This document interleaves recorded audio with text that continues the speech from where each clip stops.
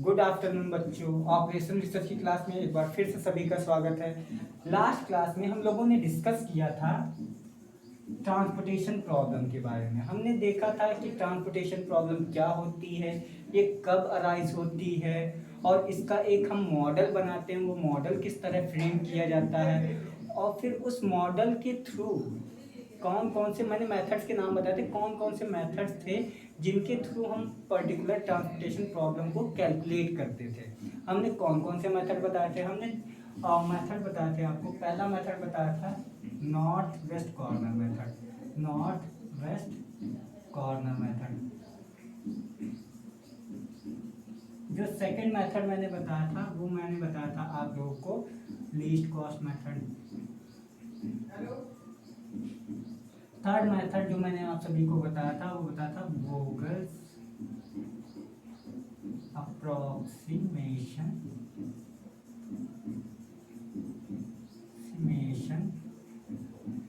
Method. ये मैंने आपको 3 मेथड बताए थे। आज की क्लास में हम वन बाय वन एक एक मेथड को डिस्कस करेंगे और देखेंगे कैसे इन मेथड्स के थ्रू हम ट्रांसपोर्टेशन प्रॉब्लम को कैलकुलेट करते हैं, ट्रांसपोर्टेशन कॉस्ट को कैलकुलेट करते हैं। चलिए सबसे पहले एक क्वेश्चन नोट करिए। क्वेश्चन कुछ नहीं है, बस हमारा एक ट्रांसपोर्टेशन मॉडल होता है। जो मॉडल मैंने कल आप लोगों को बताया था, क्या बताया था, कैसे बनता है। ट्रांसपोर्टेशन टेबल होती है, ट्रांसपोर्टेशन टेबल होती है। ट्रांसपोर्टेशन टेबल में क्या क्या पद होता है? पहला डिस्ट्रीब्यूशन सेंटर या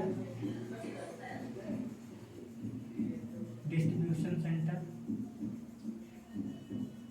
या डेजिग्नेशन होते हैं, डेस्टिनेशंस होते हैं। फिर पॉइंट ऑफ ओरिजिन होते हैं।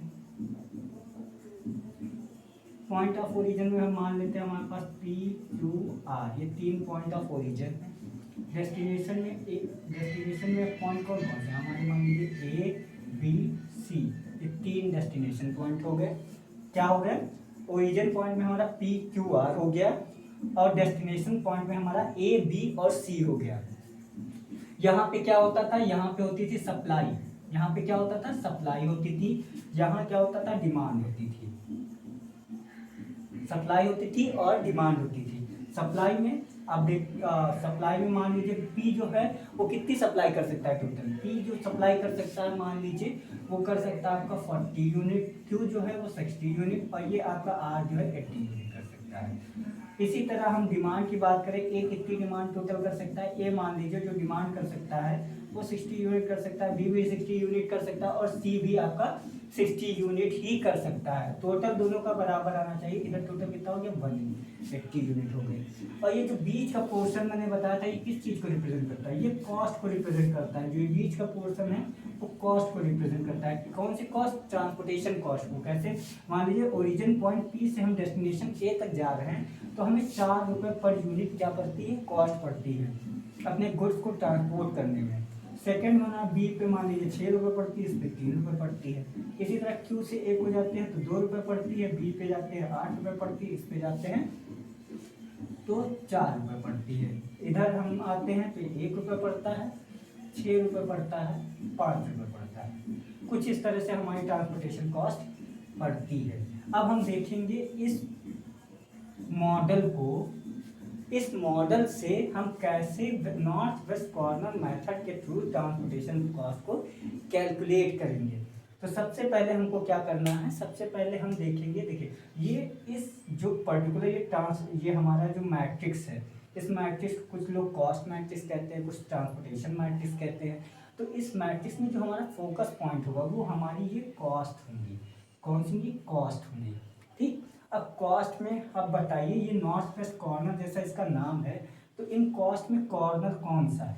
नॉर्थ वेस्ट कॉर्नर कौन सा है? कौन सा होगा? 4 होगा। ठीक। अब 4 के सामने सप्लाई टोटल कितनी है? 40 यूनिट्स ऑफ सप्लाई। डिमांड कितनी है? 60 यूनिट ऑफ डिमांड। तो इन दोनों में से जो लेस होगा उसको हम यहाँ पे लिखेंगे। क्या लेस? 40 is less. क्या है? 40 लेस है। अब 40 लेस है तो हमने क्या किया? 40 को यहाँ फिल कर दिया और 60 में से 40 माइनस कर दिया, बचा 20। ऐसा क्यों? हमने ऐसा क्यों किया? इसका रीज़न ये है, मान लीजिए हमारा जो P है, P जो ओरिजिन है उसके पास टोटल सप्लाई कितनी थी, 40 थी, और हमारे पास जो डिमांड थी A की वो कितनी थी, 60 थी। तो अब जो P है, P अब कितना टोटल सप्लाई कर सकता है, P तो केवल 40 कर सकता है। अब जो A है, A केवल और केवल 40 P से ले लेगा क्योंकि मैक्सिमम सप्लाई उसके पास 40 ही है, और बाकी जो बची सप्लाई है, अब 40 P ने सप्लाई कर दिया तो क्या वो आगे कुछ सप्लाई कर सकता है, नहीं कर सकता। तो हम क्या करेंगे, इसको कट कर देंगे। क्यों, क्योंकि P के पास 40 था, 40 उसने टोटल A को दे दिया, अब ना तो वो B को कुछ दे सकता है ना वो C को कुछ दे सकता है। इसी तरह अब A के पास क्या था, A के पास 60 की डिमांड थी, 60 की डिमांड थी, जिसमें से उसने 40 A से ले लिया। अब वो कितना टोटल और ले सकता है, P या Q या R से वो केवल और केवल 20 ले सकता है। नेक्स्ट आते हैं, अब ये कट गया, अब ये तो कट गया। अब इसके बाद जो मैट्रिक्स बची उसमें से कॉर्नर कौन सा है, अब इसमें कॉर्नर बताइए कौन सा, कॉर्नर हमारा होगा Q वाला। कौन सा कॉर्नर होगा, Q वाला। Q में कौन सा, 2 हमारा कॉर्नर है। 2 के सामने हम डिमांड और सप्लाई सेम देखेंगे, जो मिनिमम होगा उसको लिखेंगे।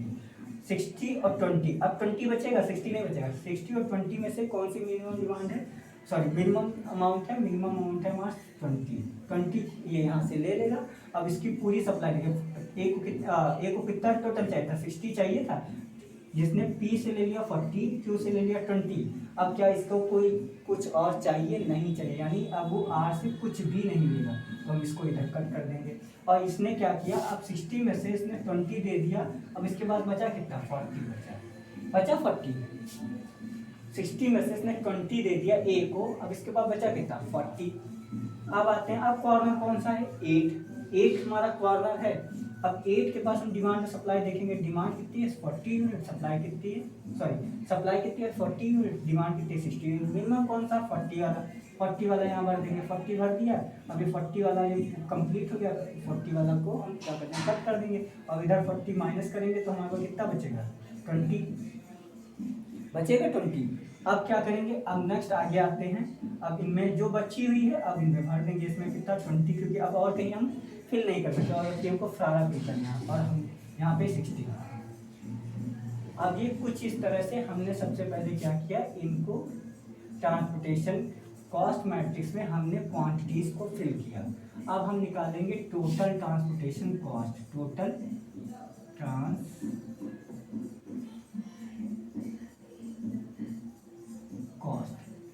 ट्रांसपोर्टेशन कॉस्ट निकालेंगे।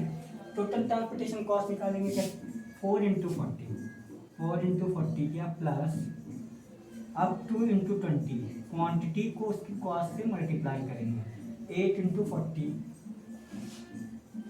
Then 6 into 20 plus 5 into 60। हमको देखना है कि हमने जो ये एंट्रीज फिल की हैं वो रॉन्ग है या राइट है। एक बार हम उनको क्रॉस चेक कर लेते हैं। जैसे हमारे पास सप्लाई 40 थी, तो क्या हमने पूरा 40 यहाँ फिल किया, हाँ 40 फिल किया। इसके ज़्यादा ना कम होना चाहिए, ना इससे कम होना, 40 चाहिए तो 40 इस रो में हमने फिल किया। अभी ज़रा इस पे देखते हैं, कॉलम में 60 चाहिए था, 60 हमने फिल किया।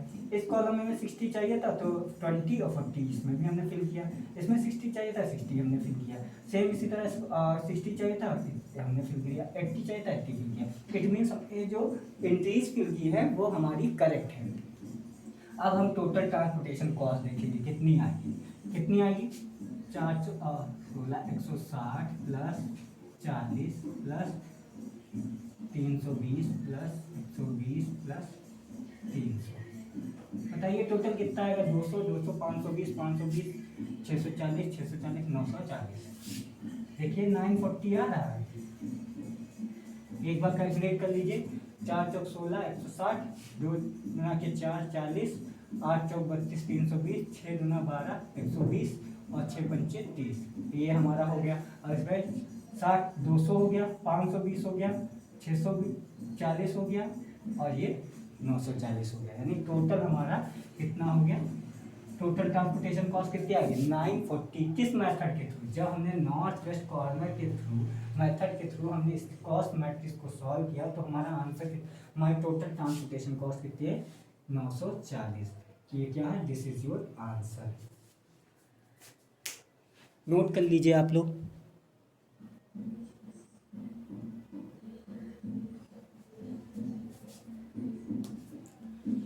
चलिए नेक्स्ट मेथड देखते हैं। नेक्स्ट मेथड हम इसी क्वेश्चन को क्या करते हैं, नेक्स्ट मेथड के थ्रू सॉल्व करते हैं।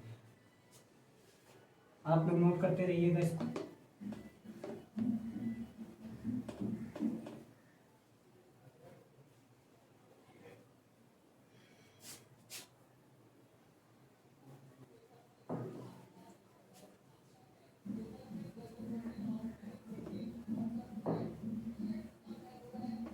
चलिए क्वेश्चन चेंज हो जाएगा क्योंकि ये कहीं से मैंने नोट नहीं किया था, ये अपने आप लिखा था, तो हमारा क्वेश्चन हो सकता है चेंज हो जाए, लेकिन आप मेथड देखिएगा। फिर से एक बार देख लेते हैं, ट्रांसपोर्टेशन टेबल बनाते हैं। टेबल इसमें आपका क्या होगा, डिस्ट्रीब्यूशन होंगे, डिस्ट्रीब्यूशन सेंटर, देन हमारा ओरिजिन होंगे, और फिर हमारे क्या होंगे, ये ओरिजिन हो गया। अब यहाँ पे हमारा होगा सप्लाई। ओरिजिन में हमारा पी क्यू आर हो गया, यहाँ ए बी सी हो गया। देखते हैं कि मान लीजिए पी की सप्लाई हुई हमारी 40 60 80, ये हो गया। इनकी सप्लाई 60 60 60 हो गई। कॉस्ट की बात करते हैं, कॉस्ट चेंज हो जाएगी। मान लीजिए इसकी 4 3 2 6 8 1 5 2 3, ये हमारी कॉस्ट हो गई। अब इसको सॉल्व करते हैं लीस्ट कॉस्ट मेथड। कौन से मेथड, लीस्ट कॉस्ट मेथड, इसके थ्रू सॉल्व करेंगे।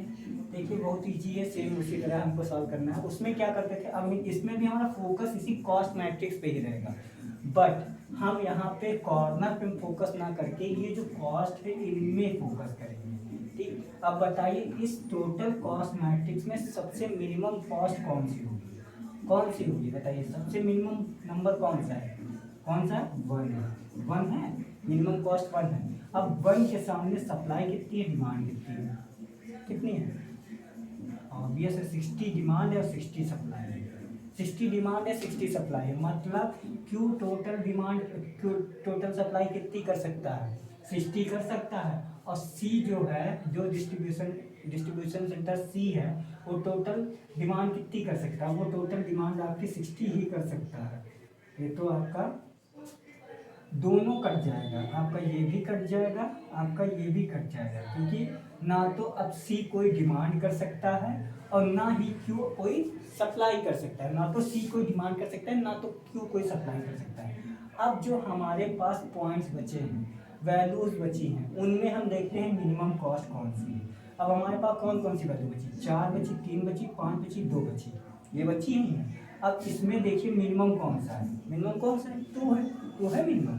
अब 2 के सामने सप्लाई कितनी 80 है, डिमांड कितनी 60 है, तो हम यहाँ पे क्या लिखेंगे, जो मिनिमम होता है 60 हमने लिखा, 60 लिखा, इसमें से 60 कैंसिल कर दिया, बचा 20, ये बचा आपका। और ये जो 60 थी, बी की डिमांड कितनी थी, टोटल 60 थी, और 60 हमको मिल गया किससे, आर से। अब ये क्या कोई डिमांड कर सकता है, नहीं कर सकता, इसको ऐसे कट कर देंगे। अब हमारे पास कौन से 2 पॉइंट बचे हैं, हमारे पास 2 पॉइंट बचे हैं 4 और 5। अब मिनिमम कॉस्ट कौन सी है, 4 है, मिनिमम कॉस्ट है 4। 4 के सामने सप्लाई कितनी है, 40 है, इसको लिख देंगे, यहाँ 60 था, और यहाँ पे जो लास्ट में बचा यहाँ पे 20 हो जाएगा, ये टोटल 60 हो गया। अब सेम इसी जिस तरह हमने क्या किया था, हमने नॉर्थ वेस्ट कॉर्नर मेथड में किया था, सेम उसी तरह इसमें भी हम करेंगे। 4 × 40 प्लस 1 × 60 प्लस 5 × 20 प्लस 2 × 60। और एक बार हम फिर से क्रॉस वेरीफाई कर लेंगे कि हमारा सही है। 40 सप्लाई चाहिए थी, 40 हमने भरा, 60 डिमांड थी, 60 हमने भर दिया, 60 डिमांड थी, 60 हमने भर दिया, 60 डिमांड थी, हमने भर दिया, 60 सप्लाई चाहिए थी, चलिए ये सही है हमारा। अब इसको हम देखते हैं कितना आएगा, 160 प्लस 60 प्लस 100 प्लस 120, अब इनको हम ऐड करेंगे 120 120 240 220 340 340 440 440 आएगा 220 240 340 400 220